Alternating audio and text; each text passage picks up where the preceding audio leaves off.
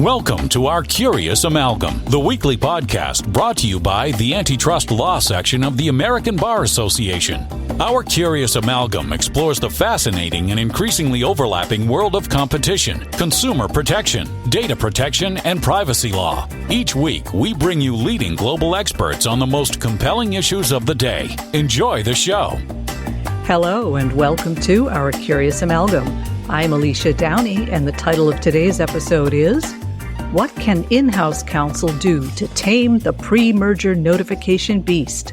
Practical suggestions for complying with the new HSR rules. New disclosure requirements for U.S. premerger notifications under the Hart-Scott-Rodino Act became effective in February 2025, and they've since been reaffirmed by the current administration. Our Curious Amalgam dedicated a whole episode to these changes, episode number 297, HSR You Kidding Me? Unpacking the new requirements for merging parties in the United States. But while there's a huge amount of information out there about what the new HSR requirements are, there isn't so much about how to actually comply with those requirements, which have significant practical implications for counsel tasked with gathering information and documents for an HSR filing. With years of experience as in-house counsel, our guests today have some concrete suggestions for complying with the new requirements. They promise that these suggestions aren't just for giant global enterprises with in-house antitrust departments, but for companies of all sizes involved in reportable transactions and useful to outside counsel as well. But before we talk about that, I'd like to welcome my co-host, Matt Tabas. Hi, Matt. Hi, Alicia. Matt, would you like to introduce our guests and kick off the conversation? Sure, I'd be happy to. Matt Bester is the Director of Competition Law at Accenture, where he leads the company's competition law compliance program, covering 800,000 employees in more than 100 countries. Before joining Accenture, Matt spent 10 years as a trial attorney at the Department of Justice Antitrust Division, where he investigated and litigated civil and criminal matters.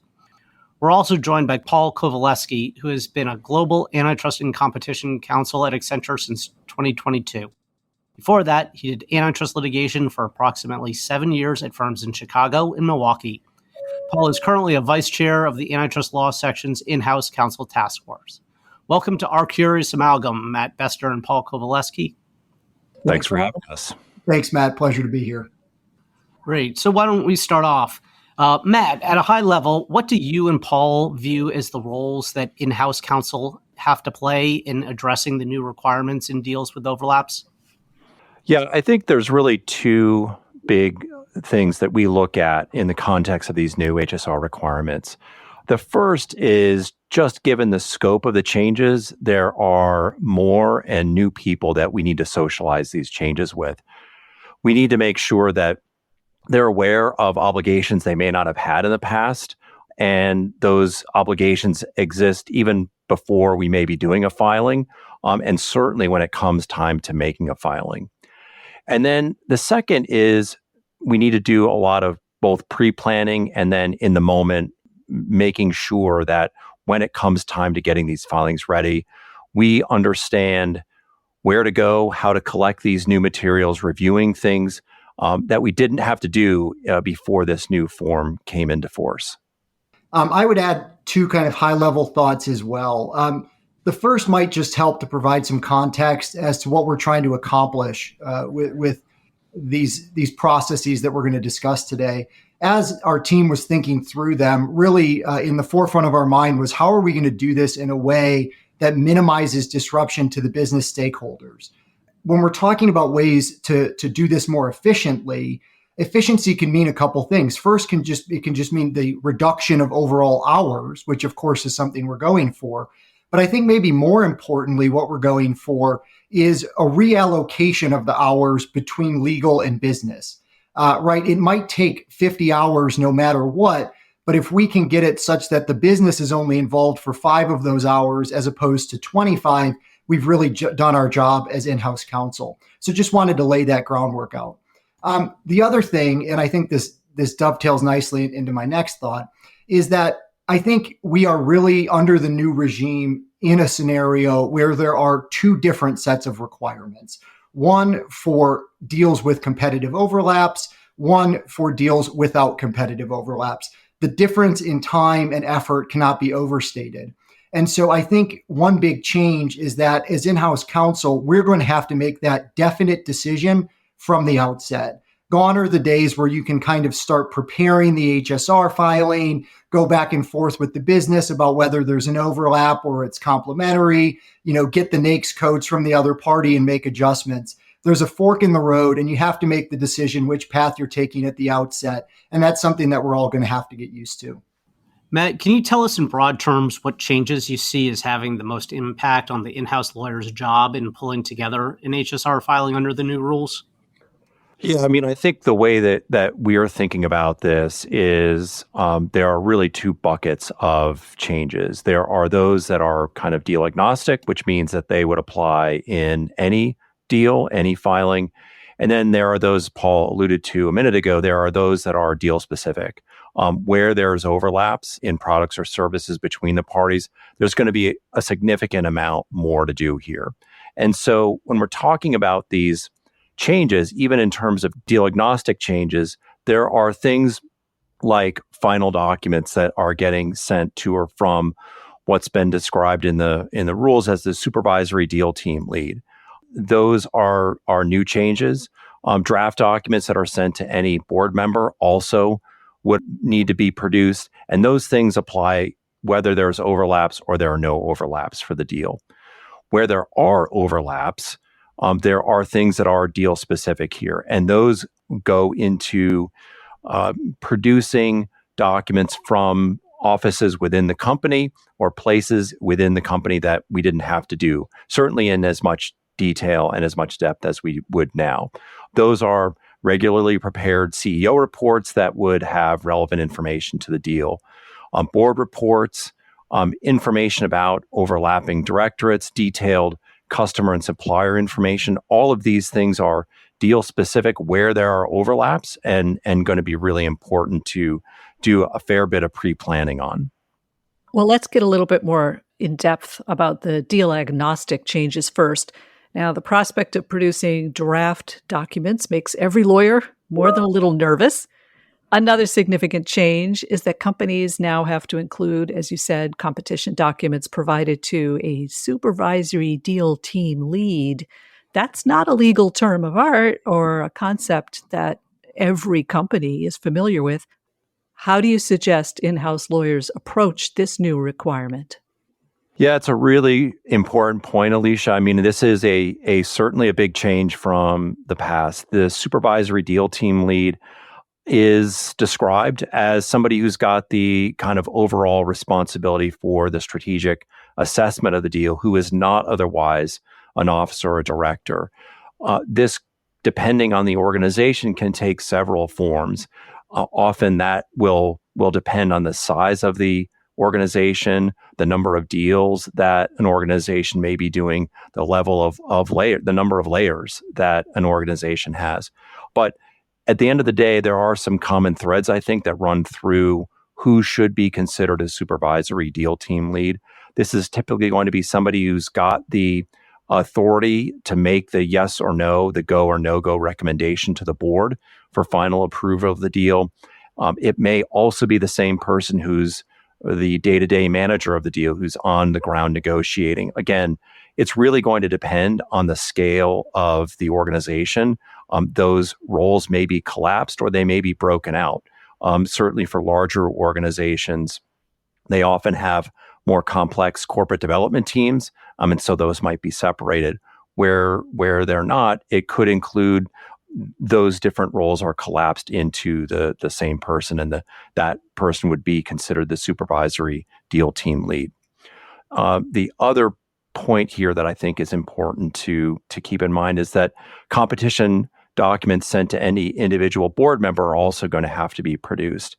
And under the new rule, draft documents here would fall into that bucket of producible documents. And so what our view of this is that in-house counsel needs to be engaged early. They need to investigate processes that the corporate development team may use for document creation to determine whether board members are receiving documents on an ad hoc basis or outside of official channels of how things would typically get communicated to the board. If there's a board member that's serving as kind of a informal advisor to the deal, working with the supervisory deal team lead or others, that may create a different scenario than where documents are run through formal channels. This is all driving at the notion that in-house counsel need to be aware of how these documents are getting received by these board members, because that can trigger these different obligations to produce documents.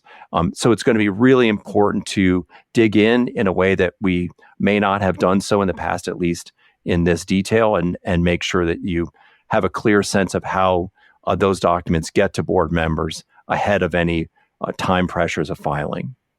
And Paul, with this understanding, what do you think is a good approach for in-house counsel or outside counsel to recommend that will make the gathering and collection of those documents easier? Yeah, it's a great question, Alicia. I mean, let's start with draft documents to go into individual board members. I mean, I would echo what Matt's saying here. Different companies are going to be organized differently, going to have different internal processes. And so because of that, this rule may have greater or less impact on them, right? Again, imagine a scenario where there's no contact between the board and any employees other than the CEO.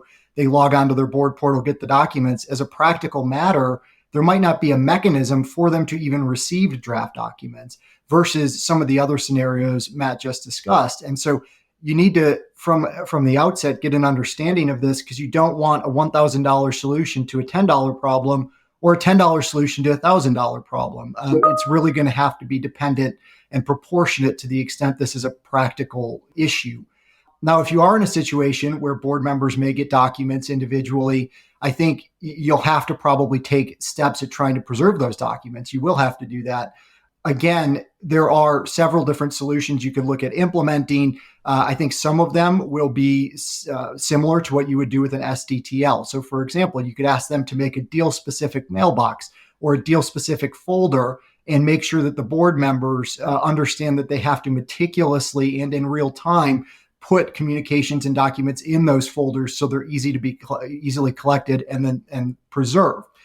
I think it's important to remember that some of the administrative solutions that might be available for an SDTL or other employees may not be available for board members, and in particular, external board members who will be communicating via personal emails, via personal devices. So it's not like you would be able to just put an administrative hold on their company email account. So there are other considerations here, and I think in-house counsel needs to be mindful that they might have to think out of the box in terms of solutions as relates to board members. Turning to the SDTL, and totally agree that this is a really important change. I think we just discussed deal-specific inboxes, and I think this is a really simple solution that can go a long ways. You need to not only communicate to the SDTL to create this deal-specific mailbox, but also powerfully communicate that they need to meticulously use it. Everything in, everything out goes into it. Nothing's deleted, and it has to happen in real time. If that process is followed, then when a filing is required, you're not going to have to waste time and energy going through the SDTL's entire inbox. You can focus on the deal-specific mailbox and get right to your substantive review. I think the second big thing you need to be mindful of as in-house counsel here is how you're going to deal with collaborative platforms like Teams, like GChat, like Slack, because if the SDTL accesses a document on those platforms, right, presuming it's otherwise relevant, it's going to have to be produced.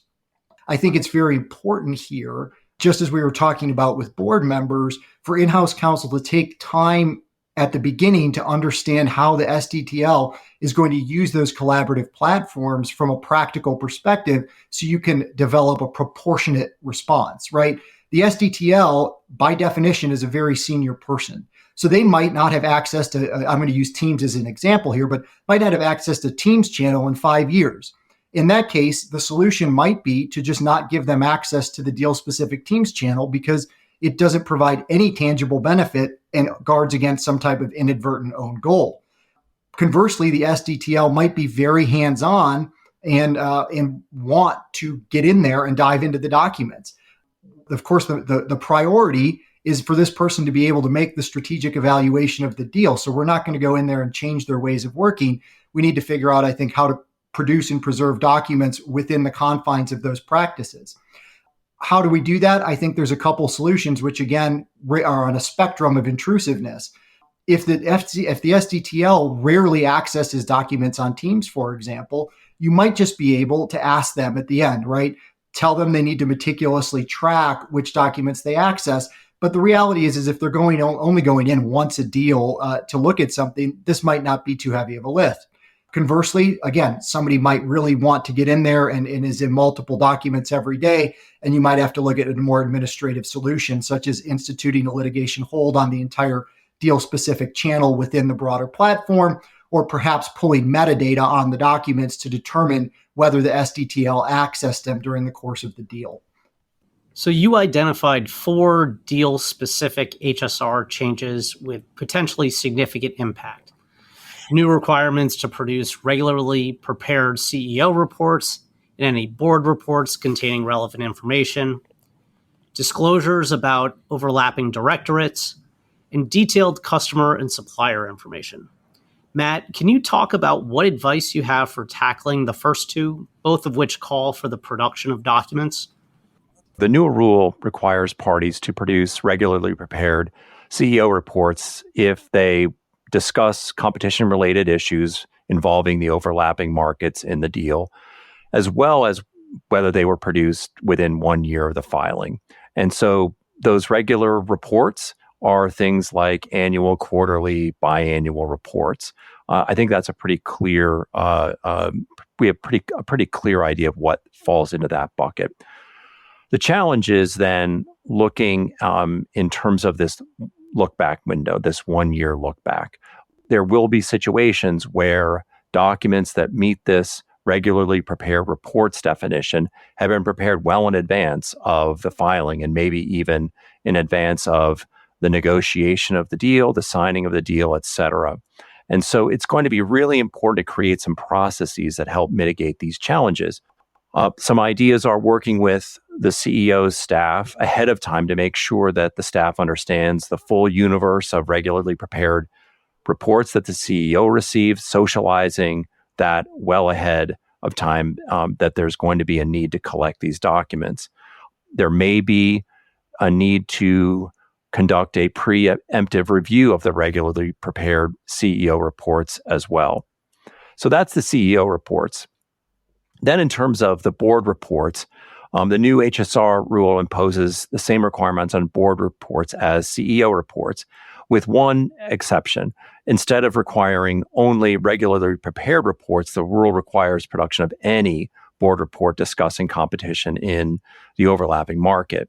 This also has a 1 year look back window. So again, we're going to have the same dynamic potentially as with the CEO reports, that companies may not know ahead of time what is going to be produced in the HSR filing because those deals just may not be crystal clear at the time that those documents are created. And so the challenges presented by this are similar to the requirements for the CEO reports.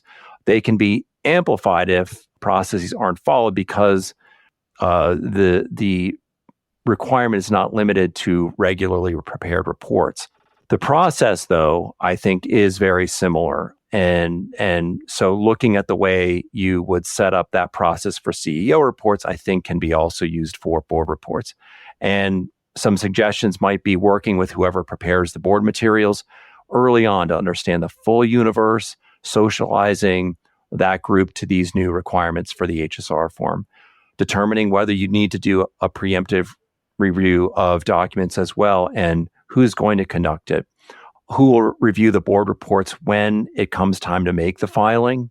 I'm training up those reviewers if they're not antitrust counsel.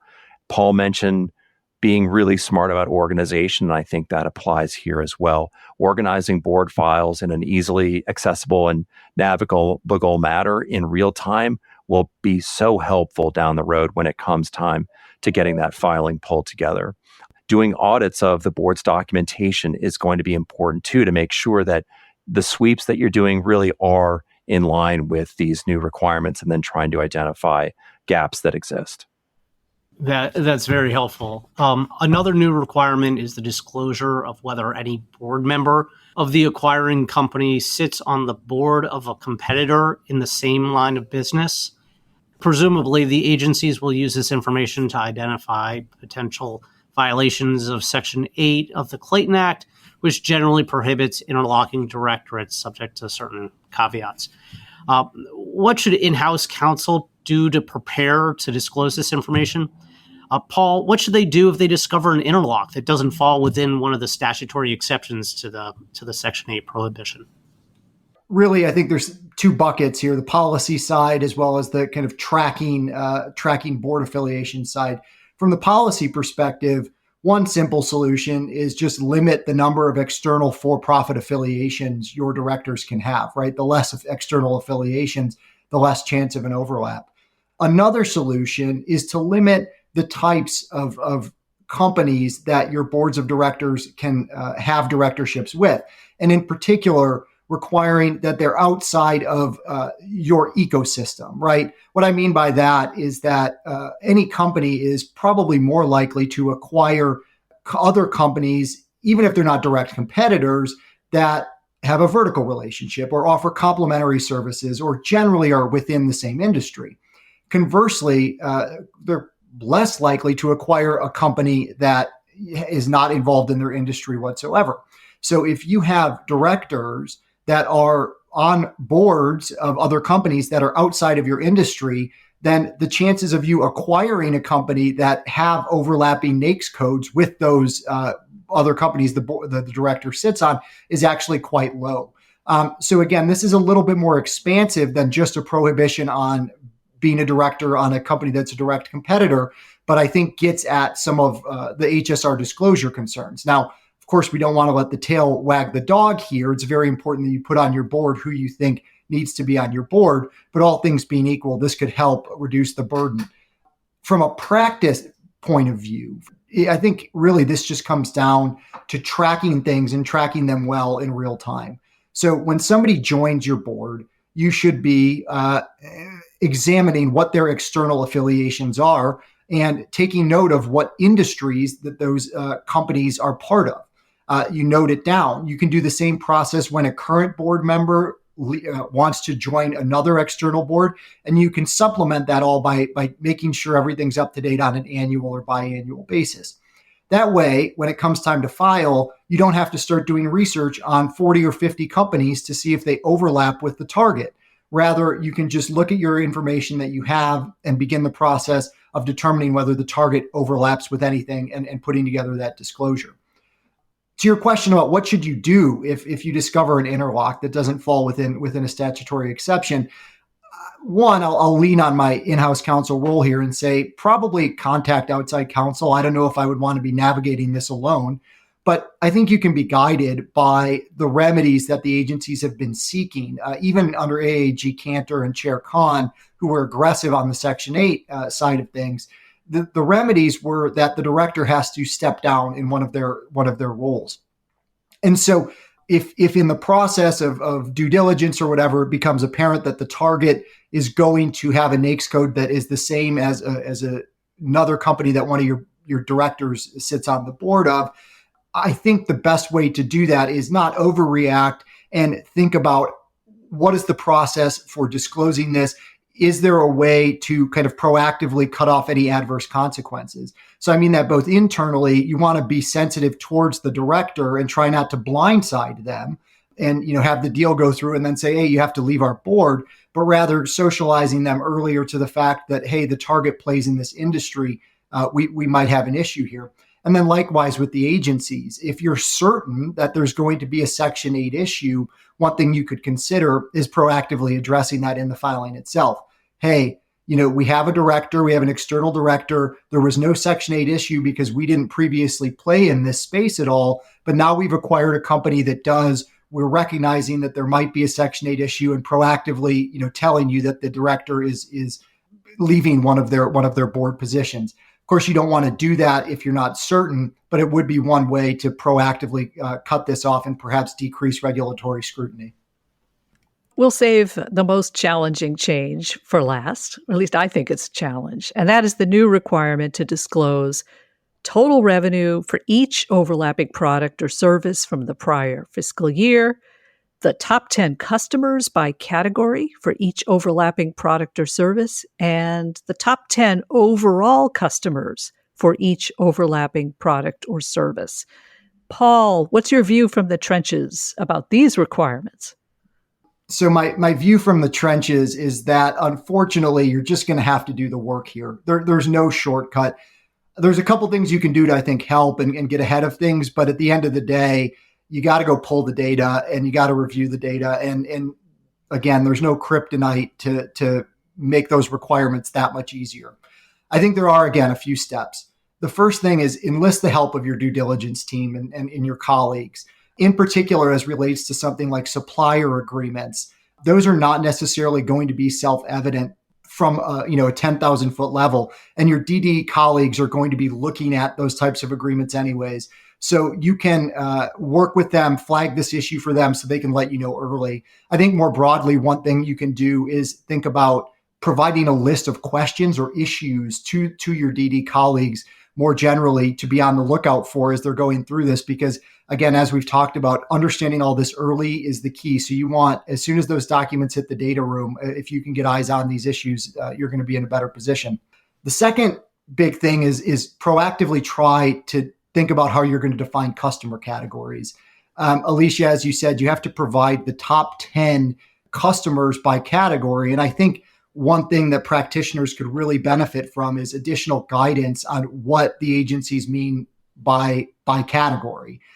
Absent that guidance, I think it's going to be up to in-house counsel in conjunction with their business colleagues, their M&A colleagues, to make that determination using their soundest professional judgment and the information that's available.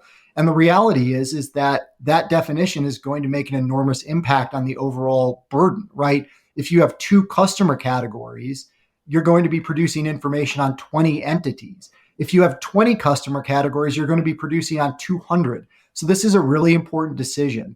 And the best way to go about it is to start thinking early, to start communicating with your other stakeholders early, and try to figure out how you're going to approach this either at an organizational level or, if necessary, on a deal-by-deal level.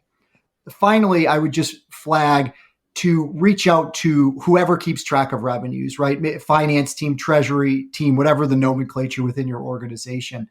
There is a good chance that they are not going to organically track things like revenue by customer category.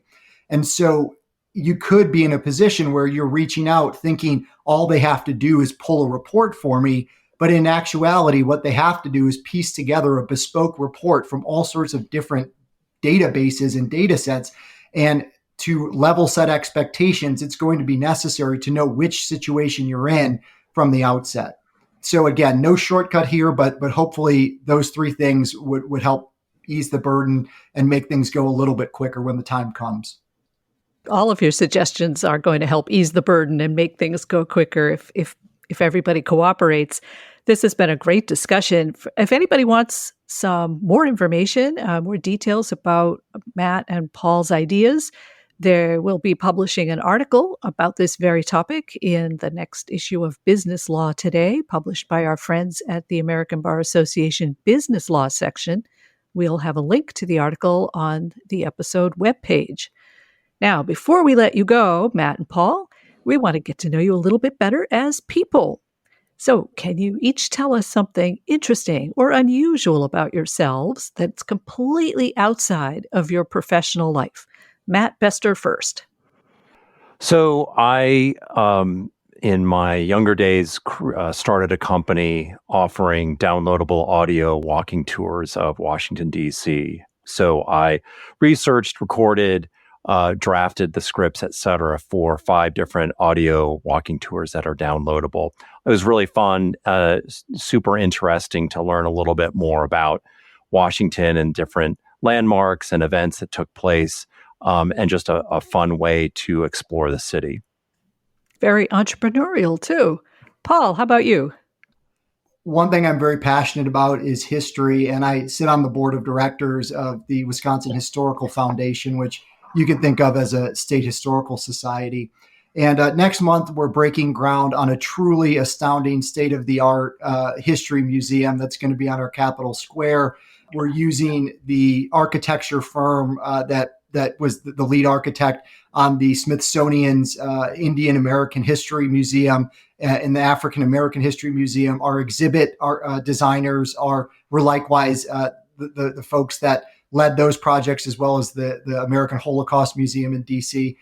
And so we are so excited about this. Wisconsin actually has the second largest repository of nationally significant historical artifacts and documents in the country outside of the Smithsonian. So we are going to be displaying those. It's not just for Wisconsin folks. If you're in Madison, if you're in Milwaukee, if you're in Chicago and want to come up for a day trip, please come check out our new museum. It'll be open in a couple of years, and we couldn't be more excited about it. Great sales pitch. And before we let either of you go, we're going to play a little game we call The Curious Hat. And now it's time for The Curious Hat. The rules of the game are extremely simple. I'll ask Matt to pull a random surprise question out of the virtual hat. Take it away, Matt. All right, Matt and Paul, can you tell us about a teacher who had a major influence on you? Sure, I'll go first. I had a government teacher in high school who made a real impact on learning about the world around us and giving us sort of the ability to look beyond just the town where I grew up in and seeing that the world is a big place. And that led to me moving to Washington and getting involved here in a way that really opened, I guess, my worldview in a way that I might not have done otherwise. Yeah, I had a professor my freshman or sophomore year of college, and I went to University of Wisconsin-Madison, and one of the courses they offered was actually an undergraduate course on the First Amendment. And the professor was so incredibly engaging and interesting, and that's kind of where I fell in love with law and decided that I wanted to go to law school. So obviously that's had very significant downstream effects on every aspect of my life, and it really all traces back to that First Amendment class in college. So that's the one I would identify. Well, that's great. Thank you, both of you, to Matt and to Paul, for a very interesting conversation. And thank you to my co-host, Matt. Thank you to listeners. Tune in to the next, Our Curious Amalgam. Thank you for listening to this week's episode of Our Curious Amalgam, a competition, consumer protection, data protection, and privacy law podcast. It is produced and shared around the globe by ABA's Antitrust Law Section. The opinions expressed by the participants in this podcast are their own and do not necessarily represent their employer or other organizations. If you like what you heard or would like to become a member of the American Bar Association, please check out what the Antitrust section has to offer at ambar.org/antitrust. You can learn more about our podcast at ourcuriousamalgam.com. If you have comments, suggestions, or podcast ideas, please reach out to us at podcast@ourcuriousamalgam.com. Until next time, thank you for listening.